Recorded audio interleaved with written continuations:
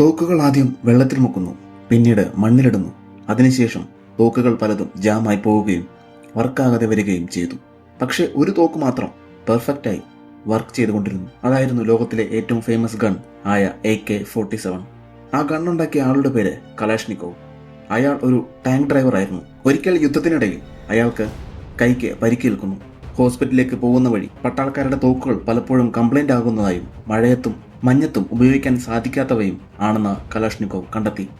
അന്നൊരു perfect gun കണ്ടുപിടിക്കാൻ അയാൾ തീരുമാനിച്ചു. അയാൾ പരിക്ക് ഭേദമായതിനു ശേഷം നേരെ ക്യാമ്പിലെ വർക്ക്ഷോപ്പിലേക്ക് ചെന്ന് തനിക്കൊരു ഗൺ ഉണ്ടാക്കണമെന്ന് പറയുന്നു. അയാൾക്ക് അവിടെ ചെറിയൊരു റൂം ലഭിക്കുന്നു. ആദ്യത്തെ 3 ദിവസത്തിനുള്ളിൽ അയാൾ ഒരു തോക്ക് ഡിസൈൻ ചെയ്യുന്നു. കുറെ ജോലിക്കാരുടെ സഹായത്തോടെ വളരെ കഷ്ടപ്പെട്ട് അയാൾ തന്റെ ആദ്യത്തെ തോക്ക് ഉണ്ടാക്കുന്നു. ഇപ്പോൾ അത് ടെസ്റ്റ് ചെയ്യാൻ പോവുകയാണ്. ഒരാൾ തോക്കെടുത്ത് ഒരു ഡ്രമ്മിൽ വെടിവെക്കുന്നു. എല്ലാ ബുള്ളറ്റും ഡ്രം തുളച്ച് പോയിരുന്നു. എല്ലാവരും തോക്കിന്റെ പവറിൽ അത്ഭുതപ്പെടുന്നു. അതിനുശേഷം തോക്കിന് അപ്രൂവൽ ലഭിക്കാൻ കലാഷ്നിക്കോവ് നേരെ ആർമി ഓഫീസിൽ ചെല്ലുന്നു.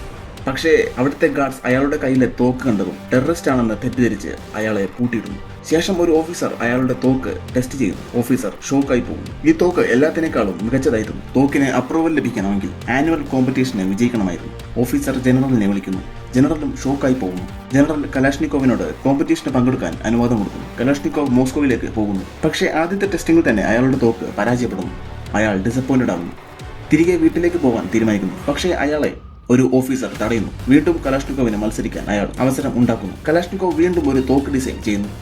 അയാൾ പുതിയൊരു തോക്ക് നിർമ്മിക്കുന്നു. അതിന്റെ ടെസ്റ്റിംഗും വിജയമായിരുന്നു. പക്ഷേ കോമ്പറ്റീഷനിൽ പരാജയപ്പെടുന്നു. ആ സമയത്താണ് ജർമ്മനി യുദ്ധത്തിൽ തോൽവി സമ്മതിച്ചത്. യുദ്ധം അവസാനിച്ചിരിക്കുന്നു. കലാഷ്നിക്കോവ് സങ്കടത്തിലാകുന്നു. ഇനി തന്റെ തോക്ക് ആവശ്യമില്ല എന്ന് അയാൾക്ക് തോന്നി. അയാൾ തന്റെ ഓഫീസറെ കാണും. താൻ തിരികെ പോകുന്നു എന്ന് പറയുന്നു. ആ ഓഫീസർ അയാൾക്കൊരു പേപ്പർ കൊടുക്കുന്നു. അതിൽ തോക്കുകൾ ഇനിയും ആവശ്യമായി വരും എന്നായിരുന്നു. കലാഷ്നിക്കോവ് വീണ്ടും തന്റെ വർക്ക്ഷോപ്പിലേക്ക് പോകുന്നു. പഴയ തെറ്റുകൾ ആവർത്തിക്കാതെ പുതിയൊരു തോക്ക് കണ്ടുപിടിക്കുന്നു. 2 വർഷത്തിന് ശേഷം AK-47 നിർമ്മിക്കപ്പെടുന്നു. തോക്ക് ടെസ്റ്റ് ചെയ്യുന്നു. എല്ലാ ബുള്ളറ്റും കൃത്യമായി ഡ്രമ്മിൽ കൊള്ളുന്നു. പക്ഷേ അപ്പോഴേക്കും ഗാർഡ്സ് അയാളെ പിടികൂടുന്നു. തോക്ക് ടെസ്റ്റ് ചെയ്യാൻ അയാൾക്ക് അനുവാദം ഇല്ലായിരുന്നു. പക്ഷേ കലാഷ്നിക്കോവ് തന്റെ വിജയത്തിൽ സന്തോഷത്തിലായിരുന്നു. കലാഷ്നിക്കോവിനെ ജനറലിന്റെ മുൻപിൽ കൊണ്ടുവരുന്നു. അയാൾ തന്റെ ഗൺ ജനറലിനെ കാണിക്കുന്നു. ജനറൽ അത്ഭുതപ്പെടുന്നു. ഇത്തരം പവർഫുള്ളായ തോക്ക് വളരെ സിമ്പിൾ ആയിരുന്നു. ജനറൽ അയാളുടെ തോക്കിനെ കോമ്പറ്റീഷനിൽ പങ്കെടുക്കാൻ അനുമതി കൊടുക്കുന്നു. എല്ലാ തോക്കുകളും വെള്ളത്തിലിട്ട് മണ്ണിലിട്ട് ഷൂട്ട് ചെയ്യുന്നു. ബാക്കിയെല്ലാം പരാജയപ്പെടുന്നു. അവസാനം AK-47 പെർഫെക്റ്റ് ആയിട്ട് ഷൂട്ട് ചെയ്യുന്നു. കലാഷ്നിക്കോവ് വിജയിക്കുന്നു.